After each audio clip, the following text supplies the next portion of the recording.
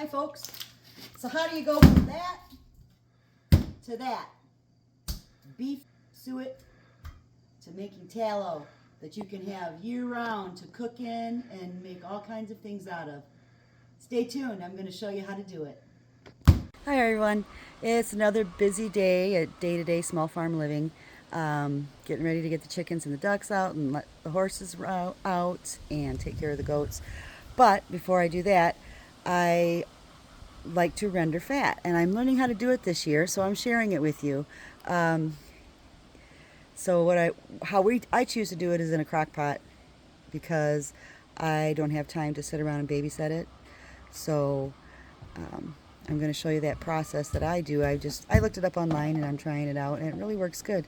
Rendered fat is from around the beef, and it's from around their kidneys, and it is you can use it for many things. I actually use it for making facial cream and soaps, but also it's very good for cooking. It has lots of vitamins, especially when your cows are totally grass-fed. So let me turn this around. Get going. So what I do is, this is a crock pot, which is a slow cooker. You put it on low, but you grind it up. I grind it up. Some people don't, but I do because it melts quicker and more evenly. So then we fat in the pot, put the lid on it, and turn it on low. And then I'll stir it more frequently as it's melting.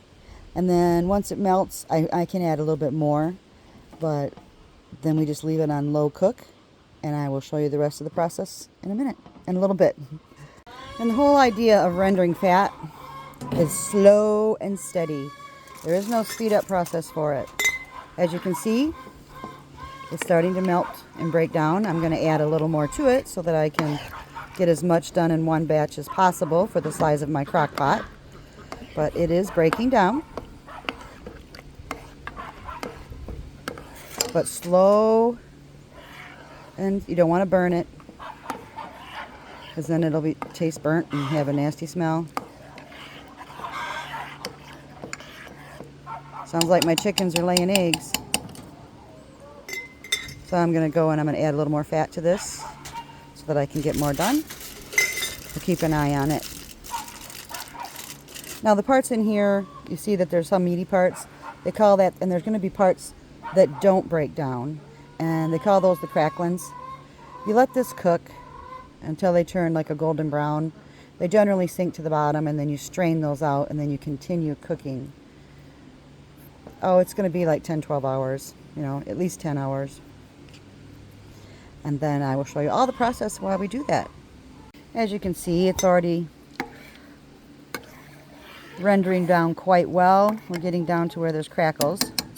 But I'm going to add more fat so that I can get more done in one batch.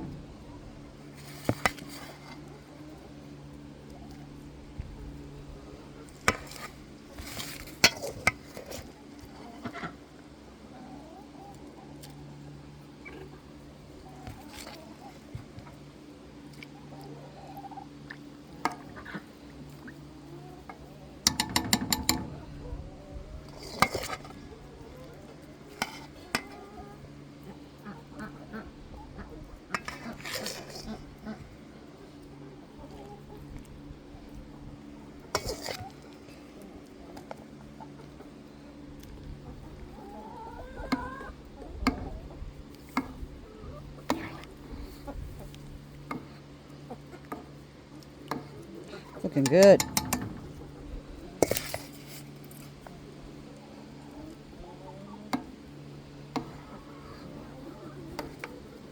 Well, that looks pretty full.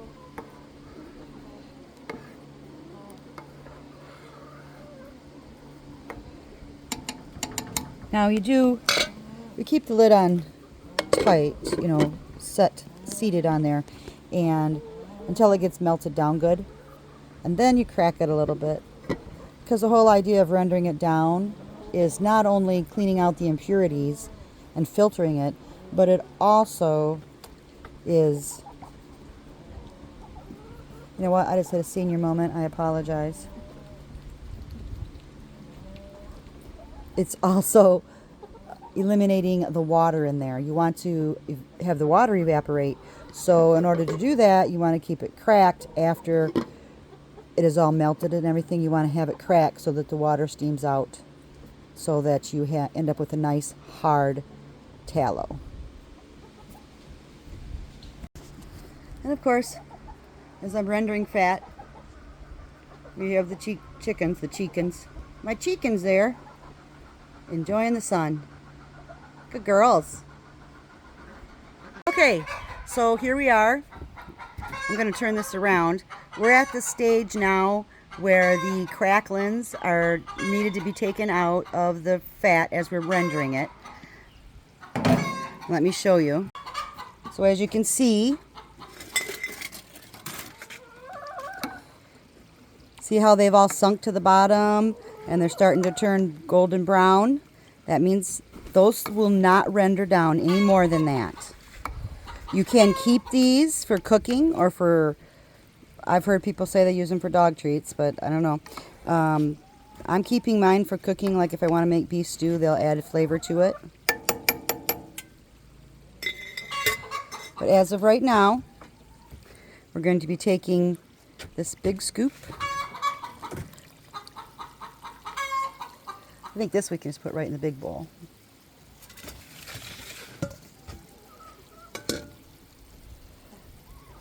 And put them in the bowl. See how they're nice and golden brown?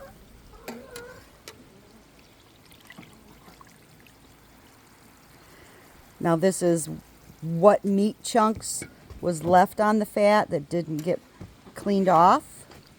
And there also is types of the fat and tallow that will not render. Looks like we got a leaf in here.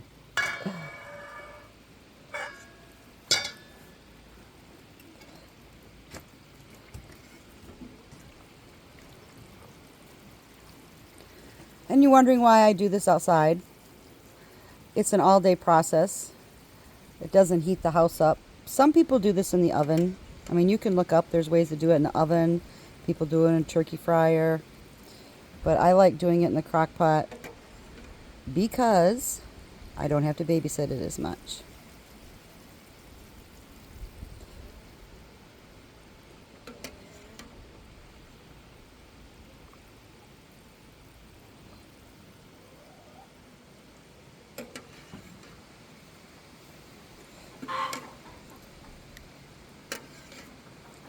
And once I get it to where I can't scoop any more up, I then have a pot over here with the strainer. I use this first stage to a purification. I also put a cloth. You can use cheesecloth or any kind of thin cloth that will allow the liquid to flow through but yet help catch any finer particles. So Mike is getting ready to help me do that. So Mike's going to pour it into the basket very carefully. Chickens. Can you hold it over here? There we go. When you get closer to the end, pour it faster so those chunks come out. You want them to come out? Mm-hmm. Okay.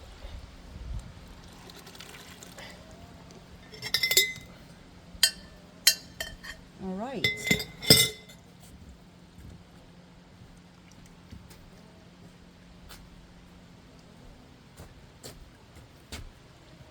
He does have a napkin, so he's going to take any of the other impurities or chunks that are left in the crock pot. He's going to wipe that out. We're going to refine it. Once this gets done cooking, we're going to run it through another, what do you call this? Sieve process? Yes.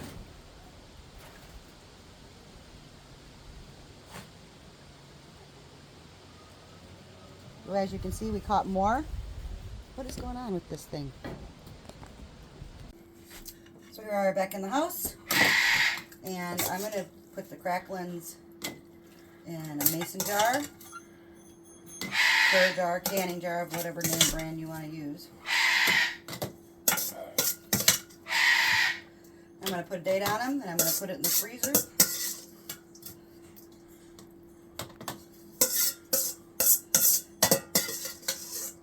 There's all kinds of things you can use these for. Beef flavoring. There you have it. The cracklings from rendering the suet fat from beef. And then we'll show you the last process of, well, there's actually a couple more processes, but we'll keep continuing showing you the process of what we do. Okay, I believe it's been 12 hours. 10 hours, 10 to 12 hours. So here we have the complete rendered fat. I brought the crock pot inside because it's dark. And I'm going to use the cloth and the strainer again. Some people just use the fine strainer, but I like putting the cloth over it because it gets any small impurities out. Very hot.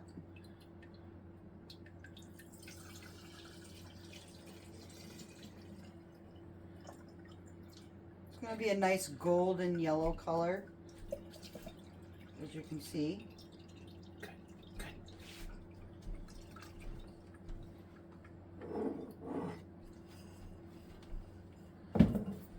Got my assistant, my sweetheart, behind me.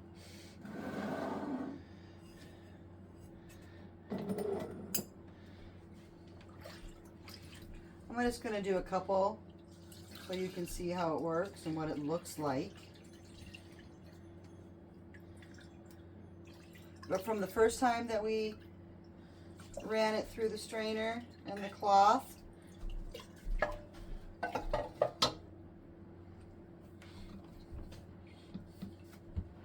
so now I'm going to show you what this looks like. Very hot, but it's a nice golden yellow. Can't really tell from there, but yes. So what you do now is I take mine downstairs in the pantry that I have downstairs where it's cooler, and you let it set. And what you end up with, your finished product, if you see this nice white tallow, no impurities on the bottom or anything. And this is very good. This is your finished product. This is what it looks like when it's hot, and this is what it looks like when it's cooled down and solid. And then you can store this. You can store this up to a year, depending on where you have it stored at. You can put it in the freezer, you can put it in the refrigerator, you can put it down in a cool pantry area, and you can use it for cooking. This particular, the tallow from around the kidneys, which is called the suet, there's not even a beefy smell to it once you've purified it and strained it good. Other tallow, like fat from other parts of the cow, will have a little bit more beefy flavor, or beefy flavor and beefy smell that you could use for cooking, you know, other products. But this here, it has it's just very good for cooking. You can make soap out of it, and you can make facial cream out of it, which maybe we can learn to do that together. So it's been a long day. This is the final product, and I hope it was helpful. I'm just learning how to do it myself. Thank you for joining me. You guys have a great day, great night, great time. I'll talk to you guys later. Thank you so much for your support.